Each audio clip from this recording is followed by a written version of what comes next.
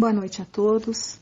Vamos então, nesses instantes, iniciar novamente as nossas reflexões a respeito do Evangelho e convido a todos nesses instantes para fazermos a prece, para estarmos todos reunidos em comunhão de pensamentos e sentimentos, rogando a Deus, nosso Pai, que nos envolva a todos, que abençoe as nossas vidas, as nossas casas, nossos lares, a nossa cidade, nosso bairro, nosso estado, nosso país, que abençoe o nosso planeta,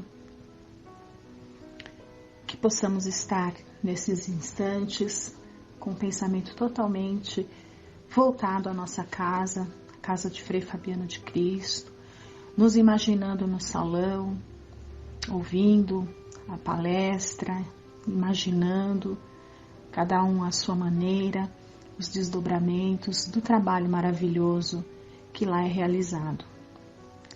Pai nosso que estais no céu, santificado seja o vosso nome. Venha a nós o vosso reino, seja feita a vossa vontade, assim na terra como no céu. O pão nosso de cada dia nos dai hoje. Perdoa, Pai, as nossas dívidas, assim como nós devemos perdoar aos nossos devedores, e não nos deixeis cair em tentação, mas livrai-nos do mal. Que assim seja, graças a Deus e graças a Jesus. Bom, então, continuando, na verdade nós vamos encerrar hoje aqui o capítulo 2, né, do Evangelho segundo o Espiritismo. Nós vamos encerrar lendo aqui uma mensagem de um espírito que assina como uma rainha de França, e essa mensagem ela foi dada em Havre, 1863. Quem poderia, melhor do que eu, compreender a verdade dessas palavras do nosso Senhor? Meu reino não é deste mundo? O orgulho me perdeu sobre a terra. Quem, pois, compreenderia o nada dos reinos do mundo se eu não compreendesse? O que foi que eu levei comigo da minha realeza terrena? Nada, absolutamente nada. E como para tornar a lição mais terrível, ela não me acompanhou sequer até o túmulo. Rainha eu fui entre os homens, e rainha pensei chegar no mundo dos céus, no reino dos céus. Mas que desilusão e que humilhação, quando em vez de ser ali recebida como soberana, tive de ver acima de mim, mas muito acima, homens que eu considerava pequeninos e os desprezava, por não terem nas veias o sangue nobre. Oh, só então compreendi a fatuidade dos homens e das grandezas que tão avidamente buscamos sobre a terra. Para preparar um lugar nesse reino, são necessárias a abnegação, a humildade, a caridade, a benevolência para com todos. Não se pergunta o que fostes, que posição ocupastes, mas o bem que fizestes, as lágrimas que enxugastes. Ó Jesus, disseste que o teu reino não era deste mundo, porque é necessário sofrer para chegar ao céu, e os degraus do trono não levam até lá. São os caminhos mais penosos da vida os que conduzem a ele. Procurai, pois, o caminho através de espinhos e abrolhos, e não por entre as flores. Os homens correm atrás dos bens terrenos, como se os pudessem guardar para sempre. Mas aqui não há ilusões, e logo eles se apercebem de que conquistaram apenas sombras, desprezando os únicos bens sólidos e duráveis, os únicos que lhes aproveitariam na morada celeste e que lhes podiam abrir as portas dessa morada. Tende piedade dos que não ganharam o reino dos céus. Ajudai-os com as vossas preces, porque a prece aproxima o homem do Altíssimo. É o traço de união entre o céu e a terra. Não o esqueçais. Bom, é uma uma mensagem aqui, né, desse espírito que quando na Terra, numa das suas passagens pela Terra, foi uma rainha, né, da França. Não está aqui a identidade, mas também não importa, porque o que importa é a experiência, né, a lição de vida que ela tem para passar para a gente. E é uma lição riquíssima, né? A gente teve a oportunidade na semana passada de falar um pouquinho ali da realeza de Jesus, né? Porque quando ele foi ali preso e estava sendo interrogado ali por Pilatos, foi perguntado a ele, né, se ele era rei. E ele disse, né, tu dizes, né, certo que mas o meu rei, ele falou, e aí ele continua dizendo que o reino dele não era deste mundo, porque se fosse, ele não estaria passando por aquela situação, né? Então, de que tipo de realeza que ele estava falando, né? Qual era a realeza de Jesus? A gente chegou a comentar que a realeza dele é de cunho exclusivamente moral, né? Espírito puro, sem traços ali de vícios, de defeitos morais, né? Espírito que já fez ali a sua trajetória, né? Vencendo todas essas dificuldades que nós ainda nos arrastamos aí, sabe-se por quanto tempo e por mais quanto tempo, né? Então Jesus, a realeza dele era nesse sentido, né? A moral dele era realmente acima de todos os demais habitantes aqui da Terra. Então por isso ele era um rei. Mas o trono, digamos assim, né? Dele não era aqui, porque ele, por ter essa condição, já habitava ali em um lugar à altura, né? Então ele estava aqui numa missão de amor, mas o ambiente, digamos assim, o habitat natural dele não era, né? Aqui o planeta Terra, embora ele seja o governador, o co-criador e tudo mais. Mas essa lição de hoje que a gente está lendo, né, é um comparativo de uma pessoa que exerceu e que teve a realeza aqui na Terra e que ficou um tanto quanto iludido.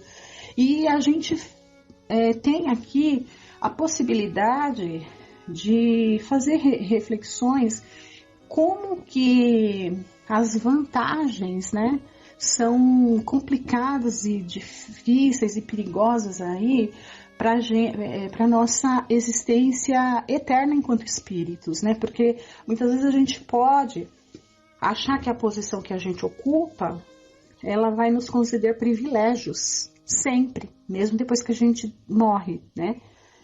E é um erro. Acredito que hoje não se tenha tanto esse pensamento, porque de maneira geral as religiões já trabalham isso daí, acho que já tiram um pouco dessa ilusão, né? Intuitivamente a evolução que a gente vai tendo vai nos mostrando que não é assim, né? Tanto que popularmente tem os ditados lá que fala, né? Não vai levar nada no caixão, não vai levar o dinheiro, não vai levar a posição, não vai levar títulos, não vai levar nada, né? E de fato não vamos mesmo, né? Agora, nós que somos espíritas, nós compreendemos isso com base em relatos como esse, que são inúmeros, né?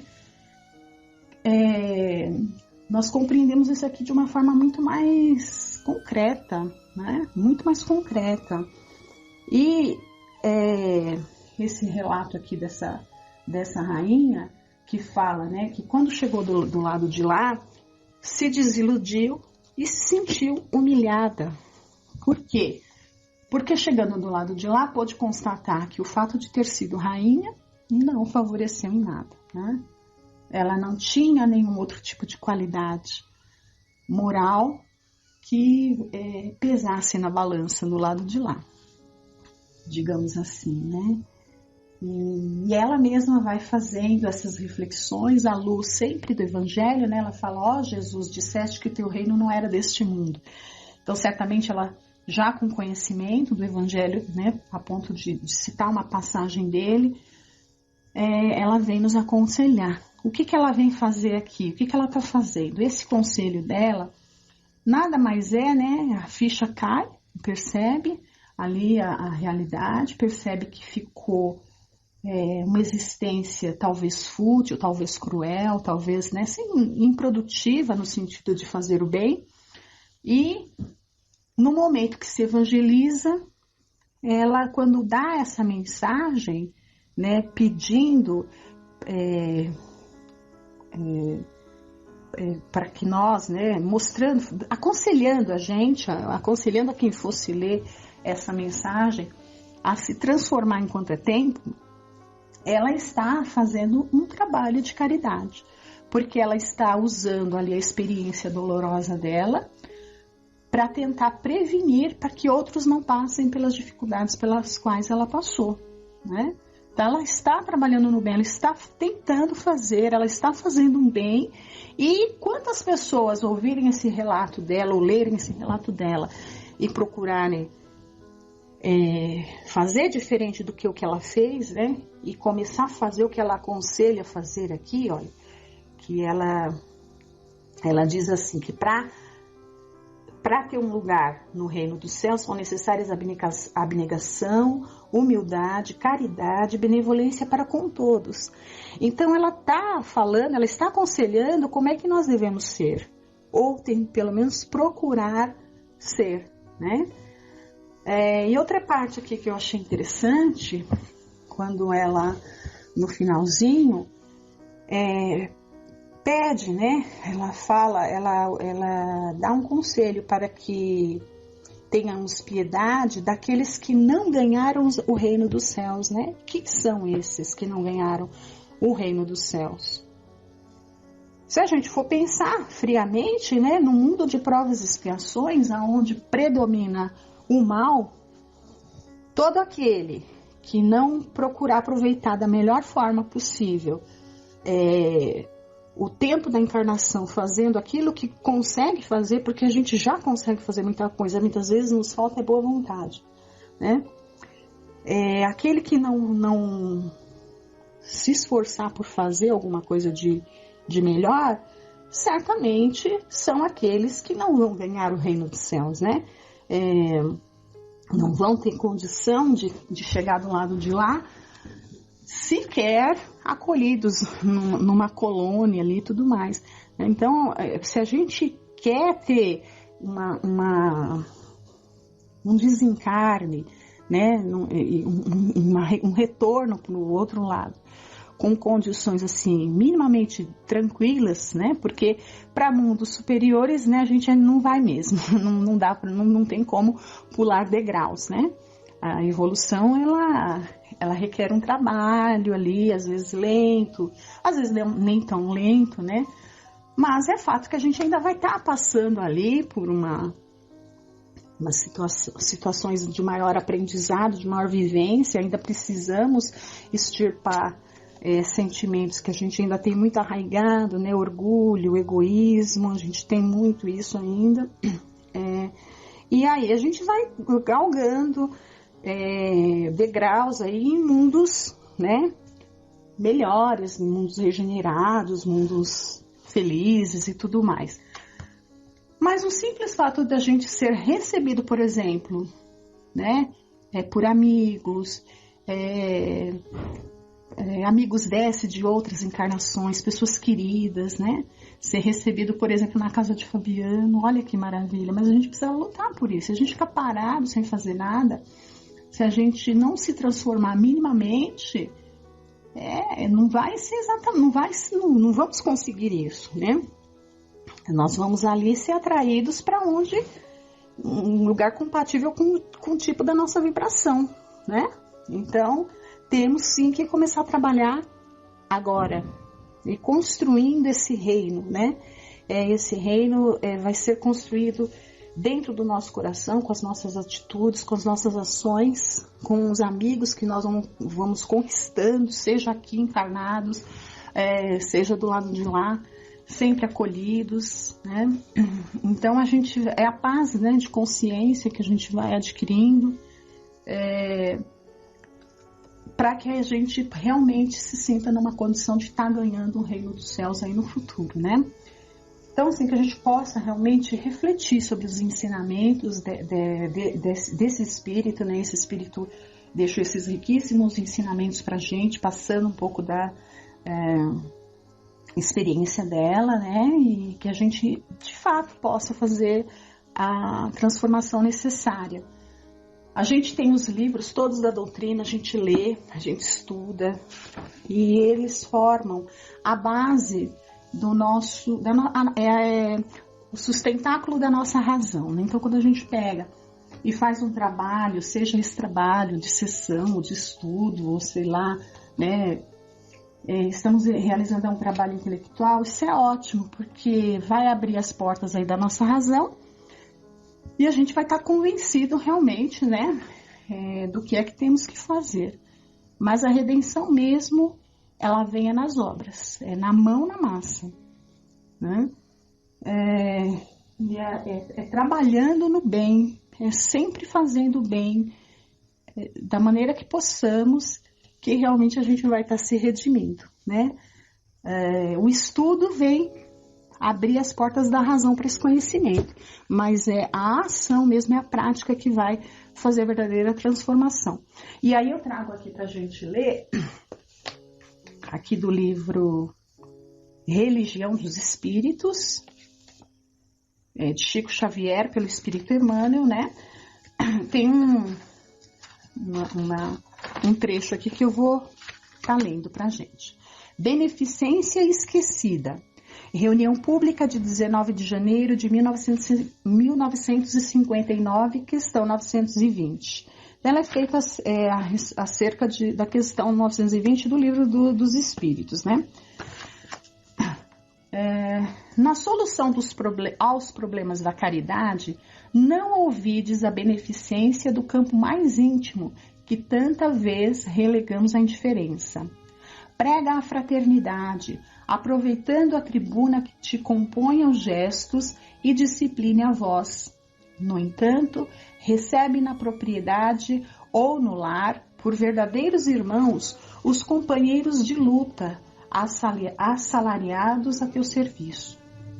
Esclarece os espíritos conturbados e sofredores nos círculos consagrados ao socorro daqueles que caíram em desajuste mental. Contudo, acolhe com redobrado carinho aos parentes desorientados que a provação desequilibra ou ensandece. Aqui, né, resumidamente, quem tem o trabalho, né, nós que trabalhamos na casa espírita, esclarecendo espíritos conturbados e sofredores, né? Como diz aqui, nos círculos consagrados a esse fim, né? Por exemplo, na casa de Fabiano, isso é bacana, temos que fazer. Mas ele diz, contudo, acolhe com redobrado carinho os parentes desorientados. Então, o que adianta, né? Lá no centro a gente fica falando uma coisa, faz, mas agora não estamos indo no centro, mas estamos em casa com nossos parentes, né? Como é que estamos aqui agindo com eles, né? Aqueles que são desorientados ou aqueles que são mais difíceis. É aqui que vem a prova, né? Auxilia a erguer abrigos de ternura para as crianças abandonadas. Todavia, abraça em casa os filhinhos que Deus te deu, conduzindo-lhes a mente infantil através do próprio exemplo até o santuário do dever e do trabalho, do amor e da educação. Aqui também, né? Então, a gente faz às vezes coisas lá fora, mas aqui dentro a gente não faz, né? Espalha a doutrina de paz que te abençoa a senda, divulgando-a por intermédio do conceito brilhante que te reponta da pena, mas não ouvides exercê-la em ti próprio, ainda mesmo à custa de aflição e de sacrifício, para que o teu passo entre as quatro paredes do Instituto Doméstico seja um marco de luz para os que te acompanham. Mais uma vez, né? Tá falando, né, em casa. Cede aos necessitados daquilo que retens no curso das horas. Dá, porém, de ti mesmo aos semelhantes em bondade e serviço, reconforto e perdão. Cada vez que alguém te revele faminto de proteção e desculpa, entendimento e carinho. Beneficência, beneficência. Não lhe manches a taça com o veneno da exibição, nem lhe tisnes a fonte com o lodo da vaidade, que isso é um problema. Muitas vezes a gente nunca tem coragem, às vezes, de fazer nada, mas quando faz já quer dar publicidade. Pronto, já perdemos o eventual mérito que teríamos, né? Recebe-lhe as sugestões de amor no imo do coração e, buscando-a primeiramente nos escaninhos da própria alma, sentiremos nós todos a intraduzível felicidade que se derrama da felicidade que venhamos a propiciar aos outros, conquistando por fim a alegria sublime que foge ao alarde dos homens para dilatar-se no silêncio de Deus. Então, que nós possamos fazer reflexões, né, dessas leituras, pensando em realmente poder fazer todo o bem que esteja ao nosso alcance, e sempre há, né, e sempre está, sempre temos aí alguma possibilidade de estar fazendo alguma coisa, não importa o que. É só estar disposto, com boa vontade, né, acordar de manhã já com essa ideia, né, do que eu posso fazer hoje por alguém, o que eu posso estar fazendo hoje de bom para o mundo, para, sei lá, para, né? E a oportunidade certamente vai surgir, né? E aí vamos ver se realmente nós estamos imbuídos mesmo desse desejo, ou são só palavras, né? Então, que vocês fiquem todos com Deus, tenham uma semana maravilhosa, e que agora vocês vão ficar com a segunda parte da nossa sessão com a nossa companheira Silvia Belotto, falando sobre o Livro dos Espíritos. Um grande abraço a todos. Fiquem.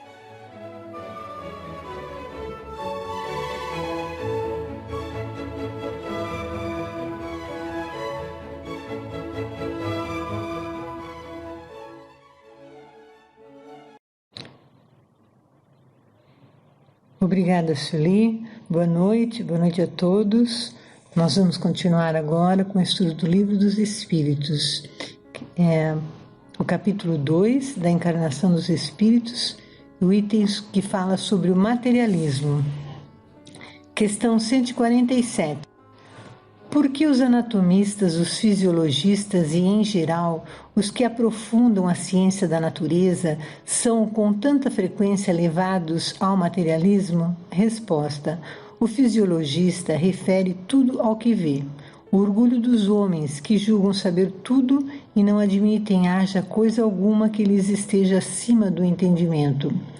A própria ciência que cultiva os enche de presunção. Pensam que a natureza nada lhes pode conservar oculto. Kardec quer saber por que muitos estudiosos da natureza, como anatomistas e fisiologistas, são materialistas. Os espíritos respondem que eles falam apenas do que veem e muitas vezes não querem admitir que, apesar dos conhecimentos que adquiriram, ainda ficam questões sem respostas e se admitem materialistas. Kardec, em Obras Póstumas, na primeira parte do livro, escrevendo sobre a alma, no item 4, diz: se o pensamento fosse propriedade da matéria, a matéria bruta pensaria, mas a matéria inerte evidentemente não possui faculdades intelectuais, e o corpo, logo que morre, cessa de manifestar pensamentos. Portanto, é do rigor concluir que a alma é independente da matéria e que os órgãos corpóreos não são senão instrumentos que se serve o homem para transmitir os pensamentos. Este argumento de Kardec é bem pertinente. A ciência não descobriu tudo e sempre há o que a conhecer e estudar, mesmo no espiritismo. O materialismo contempla não contempla, aliás, os laços de família, o amor entre os entes queridos e o desejo de viver para permanecer com eles, mesmo diante das dificuldades. O materialismo não tem argumentos em favor da vida nos momentos difíceis, ou tem algo a dizer àquele que não tem encontrado o prazer de viver. O materialismo não auxilia essas pessoas, até prejudica. Questão 148. Não é de lastimar que o materialismo seja uma consequência de estudos que deveriam, contrariamente, mostrar ao homem a superioridade da inteligência que governa o mundo? Deve-se daí concluir que são perigosos? Resposta: não é exato que o materialismo seja uma consequência desses estudos. O homem é que deles tira uma consequência falsa, pela razão de lhe ser dado abusar de tudo, mesmo das melhores coisas. Acresce que o nada os amedronta mais do que eles quereriam que parecesse, e os espíritos fortes quase sempre são antes fanfarrões do que bravos. Na sua maioria, só são materialistas porque não têm com que encher o vazio do abismo que diante deles se abre, mostrar-lhes uma âncora de salvação, e a ela se agarrarão pressurosamente. Kardec coloca que é de se lastimar o fato de usarem de conhecimentos para justificarem o pensamento materialista, quando na verdade deveriam ser usados para comprovar a existência de Deus e da alma. O Espírito responde que não é pelo conhecimento que possui que leva o homem a ser materialista, mas as suas falsas conclusões erram. Querem se mostrar valentes para não mostrar o abismo que surge diante deles ao admitir a alma, a vida eterna e a influência destes elementos na vida, no funcionamento do corpo. E os estudos necessários para responder às questões sobre a alma atuando no corpo exigem pesquisas e estudos que não satisfazem a visão ou aos 5 sentidos e, portanto, é uma busca desafiadora. Mas Kardec não teve dificuldades a não ser pelo trabalho árduo que teve para comprovar a existência da alma. Portanto, os estudiosos que hoje já têm esse trabalho realizado, agora falta aplicar nas diferentes ciências. Agora Kardec faz um longo comentário sobre as respostas dos espíritos. Tem 4 parágrafos e eu vou dar uma parada na leitura a cada parágrafo para um comentário. Por aberração da inteligência, pessoas há que só veem nos seres orgânicos a ação da matéria e a esta atribuem todos os nossos atos. No corpo humano apenas veem a máquina elétrica. Somente pelo funcionamento dos órgãos estudaram o mecanismo da vida, cuja repetida extinção observaram por efeito da ruptura de um fio e nada mais enxergaram além desse fio. Procuraram saber se alguma coisa restava e, como nada acharam, senão matéria, que se tornara inerte, como não viram a alma escapar-se, como não a puderam apanhar, concluíram que tudo que se continha nas propriedades da matéria e que, portanto, à morte se seguia a aniquilação do pensamento. Triste consequência, se fora real, porque então o bem e o mal nada significariam. O homem teria razão para só pensar em si e para colocar acima de tudo a satisfação de seus apetites materiais. Quebrados estariam os laços sociais e as mais santas afeições se romperiam para sempre. Felizmente, longe estão de ser gerais semelhantes ideias, que se podem mesmo ter por muito circunscritas, constituindo apenas opiniões individuais, pois que, em parte alguma, ainda formaram doutrina. Uma sociedade que se fundasse sobre tais bases traria em si o germe de sua dissolução e seus membros se entredevorariam como animais ferozes. Então agora vamos pensar um pouco, né? O homem tira conclusões apenas sobre o que vê, mas se faz reflexões sobre o que estuda e observa, verá que existe algo mais do que um corpo. Um corpo que funciona de forma organizada e trabalha mantendo as suas células organizadas nos diferentes órgãos do corpo e diferenciadas conforme a função de cada órgão, certamente é algo extraordinário. Nós, humanos, temos diferentes órgãos no corpo com funções diferentes e células diferentes. E tudo surgiu de uma única célula. Sem a ação de nenhuma inteligência, pode alguém dizer que é um padrão, um código genético que surgiu há muitos milênios e desse surgiu uma célula que se formou há tantos outros milênios em meio a um líquido sob determinadas condições? Tudo isso aconteceu por acaso. Mas tudo o que fazemos é por acaso? Somos frutos do acaso? Se somos frutos do acaso, como escolhemos o que queremos e nem sempre queremos o que o corpo pede e precisa? Por exemplo, uma alimentação inadequada ao corpo, postergar o horário de dormir. Será que nestes casos a matéria está escolhendo algo que não faz bem para ela? Se olharmos o céu à noite, o sol durante o dia, tudo dentro de leis que o homem pode desvendar, mas não pode criar, então, estudando os fenômenos da vida e da natureza, reconheceremos que existe algo além do que vemos e que a tudo dirige, é o nosso Criador através do seu fluido cósmico universal. E nós somos suas criaturas, somos criados por Ele e também temos uma eternidade para evoluirmos. Agora, o segundo parágrafo, Kardec escreve: o homem tem instintivamente a convicção de que nem tudo se lhe acaba com a vida. O nada lhe infunde horror. É em vão que se obstina contra a ideia da vida futura.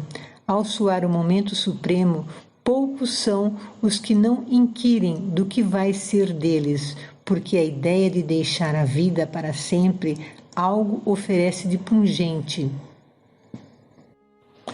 Quem de fato poderia encarar com indiferença uma separação absoluta, eterna, de tudo que foi objeto de seu amor? Quem poderia ver, sem terror, abrir-se diante de si o imensurável abismo do nada, onde se sepultassem para sempre todas as suas faculdades, todas as suas esperanças, e dizer a si mesmo: pois que, depois de mim, nada mais, senão o vácuo, tudo definitivamente acabado. Mais alguns dias e a minha lembrança se terá apagado da memória dos que me sobreviverem. Nenhum vestígio dentro em pouco restará da minha passagem pela terra. Até mesmo o bem que fiz será esquecido pelos ingratos a quem beneficiei, e nada para compensar tudo isto. Nenhuma outra perspectiva, além da do meu corpo roído pelos vermes. Kardec comenta que instintivamente acreditamos na vida eterna e no Criador. Sim, pois as leis de Deus estão gravadas na alma de cada um de nós, portanto todos sabemos da existência de Deus e que viveremos eternamente. Temos sempre uma vaga intuição. Por isso a pessoa nunca tem a certeza de que não há continuidade da vida, pois a vida continua. Kardec ainda coloca que quando chega os momentos finais da vida, a pessoa sempre pensa o que vai ser dela, o que vai acontecer com ela, pois pensar que deixará de existir a partir de um momento que está próximo é difícil de admitir. Será ainda mais difícil se pensar nos entes queridos, acreditando que nunca mais os verá e que nem será lembrado por eles ou mesmo por aqueles a quem fez o bem. Agora eu vou ler o terceiro parágrafo. Não tem esse quadro alguma coisa de horrível, de glacial? A religião ensina que não pode ser assim e a razão nolo confirma. Mas uma existência futura, vaga e indefinida, não apresenta o que satisfaça ao nosso desejo do positivo. Essa, em muitos, a origem da dúvida. Possuímos alma, está bem, mas que é a nossa alma? Tem forma, uma aparência qualquer? É um ser limitado ou indefinido? Dizem alguns que é um sopro de Deus, outros uma centelha, outros uma parcela do grande todo, o princípio da vida e da inteligência. Que é, porém, o que de tudo isto ficamos sabendo? Que nos importa ter uma alma, se, extinguindo-se-nos a vida, ela desaparece na imensidade, como as gotas de água no oceano. A perda da nossa individualidade não equivale para nós ao nada? Disse também que a alma é imaterial. Ora, uma coisa imaterial carece de proporções determinadas. Desde então, nada é para nós. A religião ainda nos ensina que seremos felizes ou desgraçados conforme o bem ou o mal que houvermos feito. Que vem a ser, porém, essa felicidade que nos aguarda no seio de Deus? Será uma beatitude, uma contemplação eterna, sem outra ocupação mais do que entoar louvores ao Criador? As chamas do inferno serão uma realidade ou um símbolo? A própria Igreja lhes dá esta última significação. Mas, então, que são aqueles sofrimentos? Onde esse lugar de suplício? Numa palavra, que é o que se faz, que é o que se vê nesse outro mundo que a todos nos espera. Dizem que ninguém jamais voltou de lá para nos dar informações. Kardec diz que é bom saber que a vida continua, mas aí surgem outras questões não menos importantes, porque nos dão uma certeza e uma visão da nossa existência futura, o que gera mais segurança nesta vida mesmo. E então surgem perguntas que precisam ser esclarecidas. Os estudos realizados dentro do Espiritismo dão respostas concretas no sentido de que são verdadeiras. São verdadeiras porque os espíritos que já deixaram o corpo e vivem no plano espiritual vêm nos dizer sobre a vida após a morte do corpo. O Livro dos Espíritos, escrito por Allan Kardec, contém toda a parte filosófica da doutrina espírita. Nos esclarece que não perdemos a nossa individualidade, pois, se isso acontecesse, eles não teriam o que nos dizer. Cada um de nós tem sua individualidade e não perde de vista os seus entes queridos que estão encarnados. Eles também relatam como se dá a passagem para o plano espiritual e como é o local onde vivem.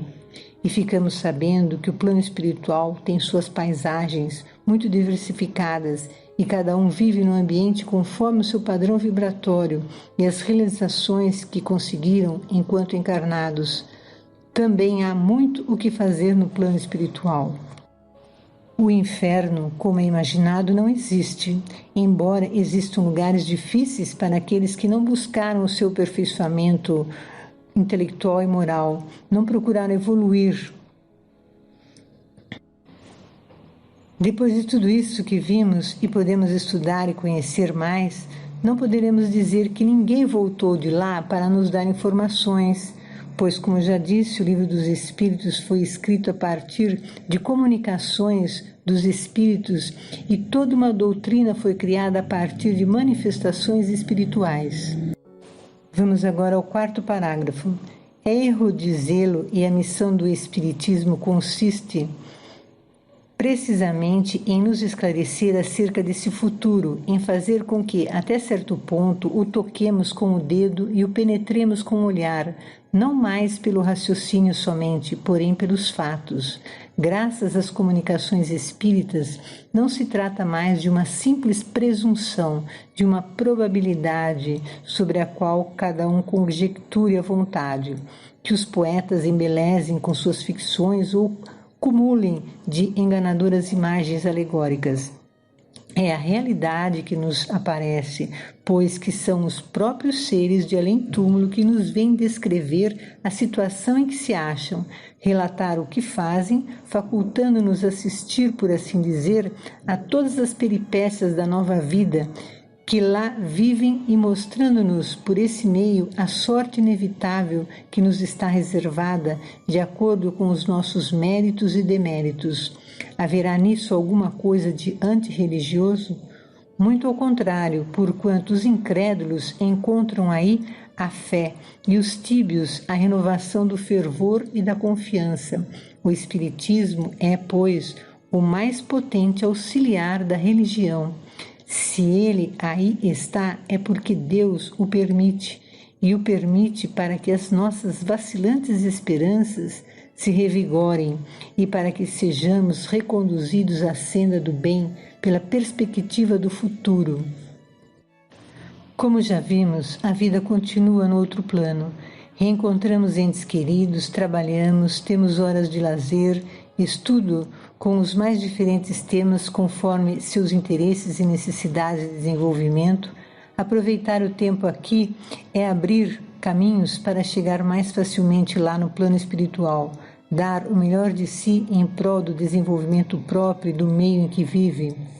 Aqueles que procuraram desenvolver as qualidades morais percebem os espíritos amigos que vão acolhê-los quando chegam no plano espiritual e atingem regiões mais elevadas espiritualmente.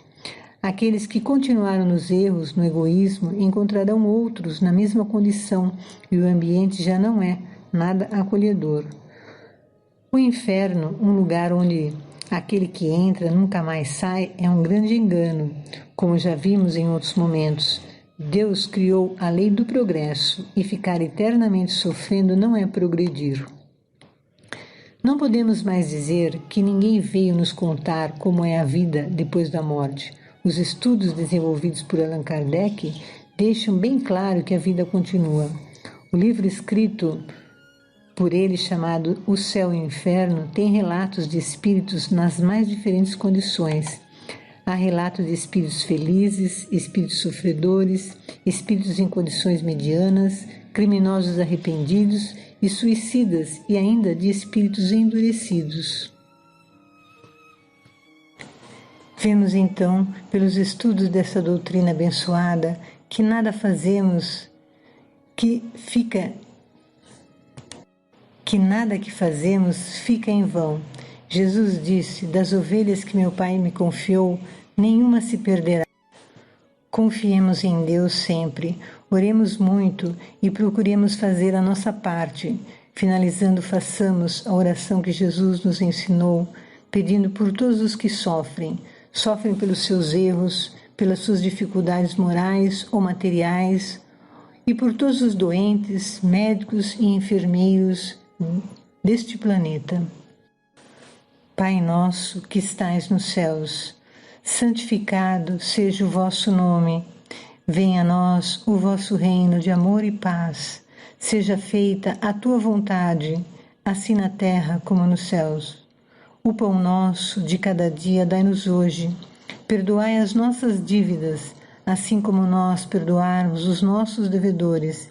E não nos deixeis cair em tentações, mas livra-nos, Senhor, de todo o mal.